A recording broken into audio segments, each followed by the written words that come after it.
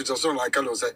L'important, c'est le cœur d'amour que les Ivoiriens ont déployé, que je voulais bénir, que je voulais féliciter. Je voulais aussi dire merci à toute cette diaspora africaine.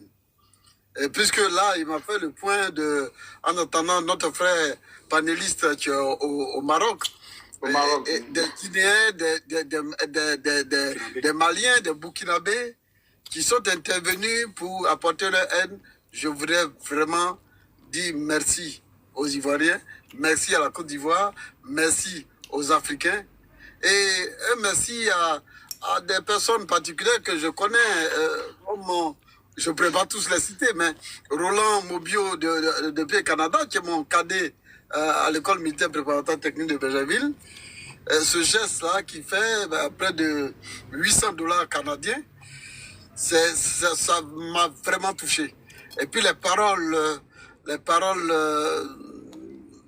d'apaisement, de douceur que les uns et les autres ont apporté, vraiment, je suis très touché, je voudrais dire merci. Merci à Djangoudé, Ebi, merci à toi-même, Kona Bobi, merci pour l'éclairage que le Seigneur a eu de te permettre d'avoir ce panel, de faire ce panel, pour que les Ivoiriens soient éclairés, parce que l'histoire nous regarde.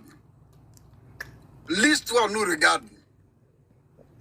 Au-delà des considérations politiques, des querelles de chapelle, l'histoire de la Côte d'Ivoire nous regarde. Et je voudrais te dire merci. Je voudrais remercier quelqu'un en particulier, Johnny. Parce que des 10 années que j'ai passées en captivité, malgré les calomnies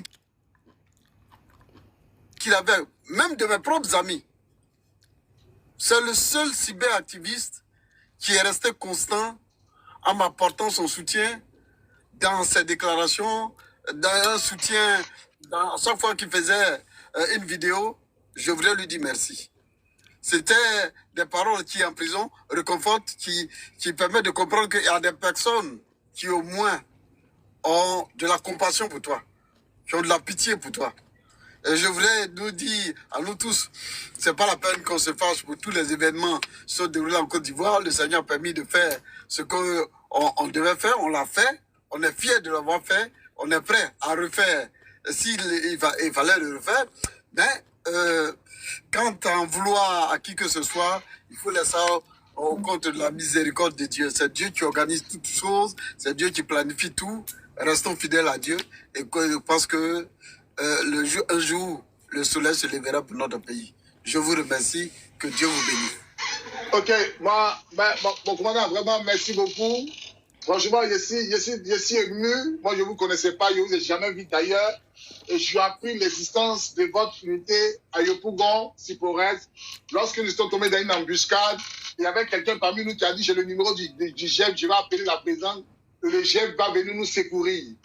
Et c'est depuis ce jour-là que, quand l'engin blindé est venu, j'ai vu des éléments du GEF. Je demandais, mais c'est quelle unité? Ils m'ont dit, c'est le GEF. C'est depuis ce jour-là que le GEF est resté dans ma tête. Maintenant, à l'époque, je sortais avec une de votre femme, sa nièce. Elle s'appelle Elisa. Voilà, Elisa, elle me parlait beaucoup de vous. Ah, tonton Abéi, il est gentil. Tonton Abéi, il est gentil. Sans vous connaître. Il faut rappeler que moi, Bobby, je suis un élément de la garde républicaine, formé, encadré par le général Double Bruno. Donc, vraiment, j'ai beaucoup d'amour pour vous en tant qu'un homme d'honneur. Et les gens me posent des questions, ils n'arrivent pas à comprendre comment vous avez pu refuser 500 millions. Comment on explique ça, mon commandant? Mais les 500 millions, vous savez, quand on fait n'importe quel travail, il faut savoir ce qui est le plus important pour vous. Bon, moi, je suis rentré à l'EMPT depuis l'âge de 12 ans. Et à l'EMPT, quand je partais, je ne mangeais pas chez moi à la maison, je ne mangeais pas demi-pain. C'est à l'EMPT qu'on m'a appris à manger demi-pain. Et ça, j'ai sorti ça devant le président Laurent Gbagbo pour dire que quand on me nourrissait avec un demi-pain, là, l'État de Côte d'Ivoire est en train de me dire que je te nourris, je t'engraisse, pour que le jour où je vais avoir des problèmes, que tu viennes à mon aide, à mon secours. Et donc, ayant prêté serment depuis l'école des forces armées de Bouaké, ensuite encore un second serment à l'école de gendarmerie. Bon, il y a des gens pour qui les serments qu'on prête là, ça ne leur dit rien. Bon, ils peuvent polémiquer sur ça, mais je sais que devant le trône de Dieu, ces serments que nous prêtons aux différentes cérémonies de décoration, aux différentes cérémonies de prestation de serments et d'acquisition des épaulettes d'officiers, à chaque serment qu'on prête, on en rendant compte un jour devant l'Éternel des armées. Et donc, quand le Père son homme, mon cher ami le ministre Ahmed Bakaïko, a envoyé ses hommes pour me proposer ces 500 millions, il disait qu'ils avaient contacté mon grand frère, mon patron, le général Dogbo, et que le général Dogbo avait donné son accord, et que nous étions les deux seuls officiers de l'armée de Côte d'Ivoire à qui les gens ont décidé d'attribuer la somme de 500 millions. Sinon, les autres là, c'est 40 millions, ils ont reçu 50 millions pour certains, 100 millions pour d'autres. Et que c'est les deux là qu'il fallait. Donc, je leur ai dit, bon, ok, j'ai fait semblant de dire, j'ai dit, je sors du bureau pour aller uriner un peu. Et c'est là que j'ai appelé le général Dogbo. Je lui ai dit, mais les gars, ils devaient faire la proposition de 500 millions. Est-ce qu'ils sont passés chez vous? Il dit, oui, mon petit, ils sont venus me proposer à 500 millions. Je lui ai dit, allez dire à mon petit frère là, la proposition que vous dites que vous me faites et puis vous faites à mon petit frère là. Allez lui dire vous-même. Et puis sa réponse là, ça sera ma réponse. J'ai dit, mon général, j'ai bien compris. Bon, mon général, il ne faut pas me refuser. Hein. Comme on sait qu'ils vont fermer les banques là, on a qu'à dire que les 500 millions pour lui là, pour le général, ils n'ont qu'à mettre ça à la SGBCI. Et comme moi je suis à la SGBCI, pour moi là, ils n'ont qu'à mettre ça à la BCC. Quand ils sont allés dire à Ambak, il dit, bon, le petit là, c'est qu'il ne veut pas. Il sait que le lundi, on a fermé les banques. Et puis, il faut que on maintienne les banques ouvertes pour qu'on puisse créer ces deux comptes. Et c'est comme ça que, bon, il a dit non, c'est que c'est une fête de non-recevoir. Le président Laurent Gbagbo même m'avait appelé quand Allah a confirmé sa trahison en allant au Golfe. Le président Laurent Gbagbo m'a appelé, il m'a demandé, mais attends, Allah c'est quoi?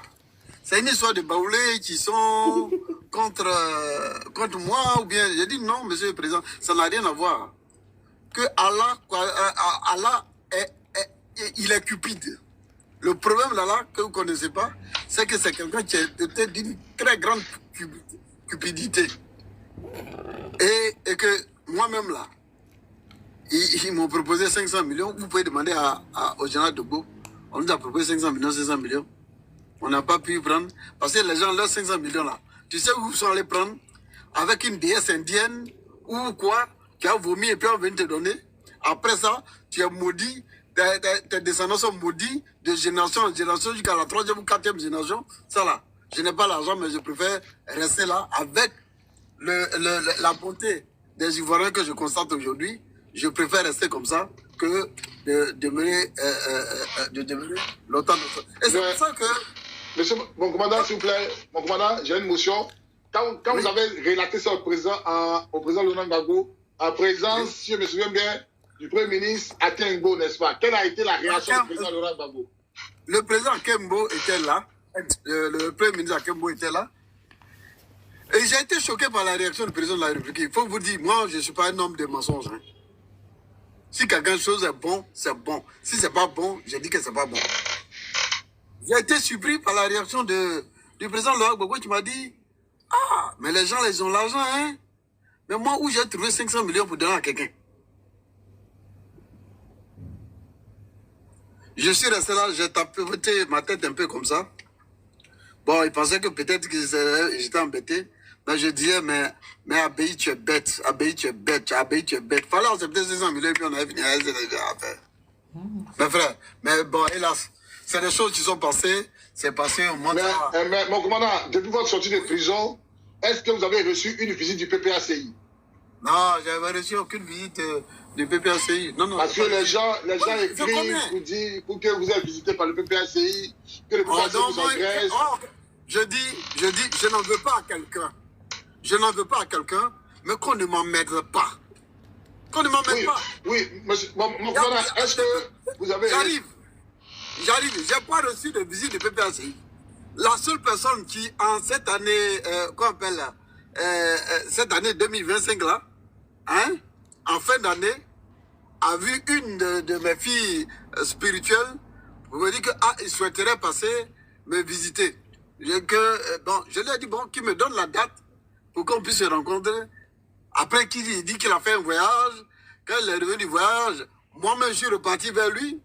Au départ, on vient de l'appeler, on lui a demandé, il dit non, qu'il a dû recevoir des gens et qu'après, il va me revenir. Il ne m'est pas revenu, donc j'avais reçu aucune personne du PPACI. Depuis que vous êtes sorti de prison, vous n'avez reçu aucune personne du PPACI? Non seulement j'ai reçu aucune personne du PPACI, je n'ai même pas reçu un coup de fil de réconfort d'un membre du PPACI. Y compris le ministre Lida Kwasi, Moïse, que j'ai servi avec dextérité. Il s'est trompé un jour, son chargé de mission s'est trompé un jour, il a appelé sur le numéro de ma femme. Et il dit, c'est Madame Vagba. Ma femme a dit, non, non, non, c'est Madame Abéi. Elle dit, non, non, le patron a dit d'appeler Vagba pour qu'on aille rendre visite à Vagba. Et que quand on finit de rendre visite au général Vagba, on va t'appeler pour venir te rendre visite. Peut-être que c'est demain qu'ils vont l'appeler pour dire qu'ils viennent me rendre visite, mais je n'ai pas reçu. Et puis, de vous à moi, avec tout le respect que j'ai pour vous, moi, je ne suis pas venu parler de politique. Les gens qui m'ont apporté leur aide, je suis venu pour leur dire merci. Mais les gens du PPACI, ils n'ont qu'à rester dans leur coin. Moi, je vais rester dans mon coin. C'est mieux comme ça ici. Ok, mon commandant, vous savez que vous êtes mentionné dans le livre du ministre de la Défense, l'ex-ministre de la Défense, Lida Kwasi. Il raconte comment vous êtes rentré à Bouaké en 2002 avec vos éléments. Oui. Vraiment, le livre est très émouvant. Il raconte vos bravoures dans son livre. Je tenais à vous féliciter au nom de tous les Ivoiriens. Et on a vu aussi votre bravoure pour la stérilisation du camp commando des Agban. On aurait appris que IB est venu vous voir pour pouvoir négocier le pouvoir et vous avez refusé, vous avez chassé IB et vous avez répondu comme ça que le seul président que vous connaissez, c'est le président Laurent Gbagbo. Est-ce que vous confirmez les dires? Oh, mais ça, c'est les faits. C'est les faits. Les faits sont têtus, hein. C'est ce qui s'est passé, effectivement. Ok. Donc voilà. Vraiment, merci beaucoup. La vérité qui libère où ton micro, si tu as une question à poser au commandant Abéi, si tu as une question, si tu veux parler avec lui, voilà, peut-être que tu es une combattante, ouvre ton micro, la vérité qui libère. Ok. Bonjour Bobby. Bonjour mon commandant Abéi. Bonjour. Pour ceux qui n'ont jamais vu le commandant Abéi, le voici. Voici le bison, appellation bison, alias commandant Abéi. Voilà, c'est le bison qui est là. Pour ceux qui n'ont jamais vu le commandant Abéi, c'est votre première fois de le voir, le voici qui est là. En 5 minutes, il va descendre. Voilà, vraiment la vérité qui vient. Ok. Je tenais vraiment à remercier le commandant Abéi et d'ailleurs tous les soldats. Vraiment, nous sommes très contents. Nous sommes vraiment contents de vous voir ici à l'écran parce que vous avez combattu pour le pays, vous avez combattu pour la Côte d'Ivoire, surtout ça. Vous êtes des hommes d'honneur, des hommes incorruptibles. Et sachez que toute la nation ivoirienne est fière de vous et nous ferons de tout nos possibles pour pouvoir contribuer, d'accord, pour votre meilleure santé. Parce que ça nous fait plaisir. Il y a beaucoup qui sont tombés, il y a beaucoup qui ont été corrompus, il y a beaucoup qui sont partis, il y a beaucoup qui ont été des traîtres, mais vous êtes resté un homme droit. Avec le général de Beaublé, on tient vraiment à vous remercier infiniment et que Dieu vous bénisse. Nous sommes vraiment contents, nous sommes émus sur ce panel-là. Toutes les 800 personnes-là qui sont là, vraiment nous sommes contents. Hier, on en a parlé aussi. On a demandé aux Ivoiriens que vous êtes des soldats, vous avez combattu pour la Côte d'Ivoire, vous êtes toujours là et nous serons ravis, mais vraiment très ravis de vous revoir très bientôt aussi dans l'armée. Merci beaucoup, mon commandant.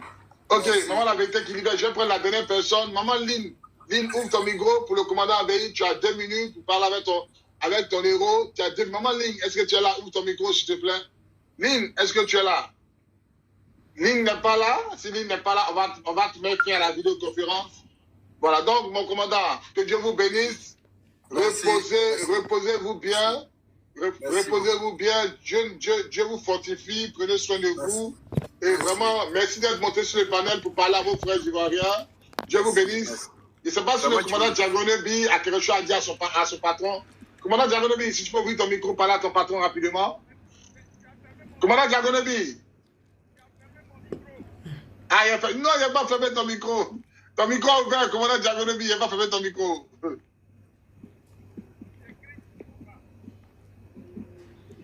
Ouvre ton micro, commandant Diagonebi, ouvre ton micro, s'il te plaît. Je t'entends faiblement, difficilement. Ouvre ton micro, s'il te plaît. Voilà. Je t'entends. Oui. On t'entend faiblement, Diagonebi, on t'entend très faiblement, on t'entend difficilement. On t'entend difficilement, mon commandant Diagonebi. Si tu veux descendre, tu remontes rapidement. Descends et tu remontes rapidement, on t'entend faiblement. Descends puis tu remontes rapidement, on t'entend très faiblement. Tu te fais descendre, remonte rapidement. Donc, mon commandant, vraiment, merci beaucoup. Merci, Dieu vous bénisse. Donnez les choses à votre femme et portez-vous bien. Vous pouvez vous déconnecter et le panel se poursuit. Merci encore vous. Voilà. Ok, merci beaucoup, commandant Bobby. On est ensemble. Voilà, je vais déposer le vieux à la maison pour qu'il se repose. D'accord, n'oublie pas d'appeler celui du Maroc là pour faire le point avec lui. Il n'y a pas de souci. On a ça, porte-toi bien et tu peux te déconnecter maintenant. Il n'y a pas de souci, merci.